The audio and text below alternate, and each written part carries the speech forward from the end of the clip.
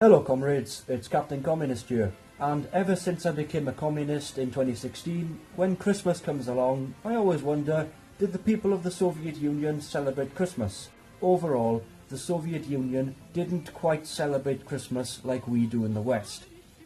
As you may or may not know, the Soviet Union was not a religious country. While nobody would send you to jail for believing in God, it was regarded as something that was outdated and silly. Churches had their fair share of priests, mainly senior citizens, but younger people for the most part were non-believers. Instead, celebrating New Year's Eve on December the 31st was promoted. By far, it was everyone's favourite holiday. New Year's holiday usually meant time off school and time off work. New Year's celebration also meant eating a lot of food and spending time with your family and friends. New Year is all about saying goodbye to the past year and the welcoming of a new one. It's focused on celebrating happiness, love, prosperity and relationships. The Soviet Union also had their own version of Santa Claus. The Soviets' version of Santa was named Grandfather Frost, or Ded Moroz in Russian. Grandfather Frost's roots lie deep in Slavic culture and Russian fairy tales. Grandfather Frost is dressed a little different and looks much taller than Santa Claus. Nonetheless, he still brings presents to the children. He would show up just before the new year and place gifts under the tree. Grandfather Frost's favourite mode of transportation is a sleigh being pulled by 3 horses at supersonic speed bordering on flying.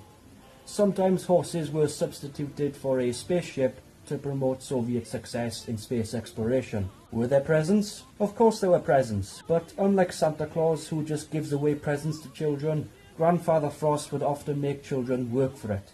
For example, during New Year's celebrations in kindergartens, somebody dressed up as Grandfather Frost would often show up to children's parties.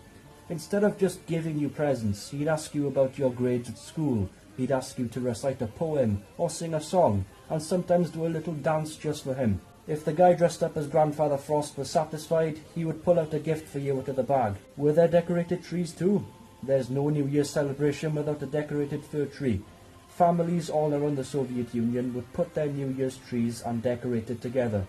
Presents were placed under the tree to be found and opened by the children the morning after. The only minor difference is that most Soviet New Year trees were topped with a red star, as opposed to angels on Christmas trees in the Western world.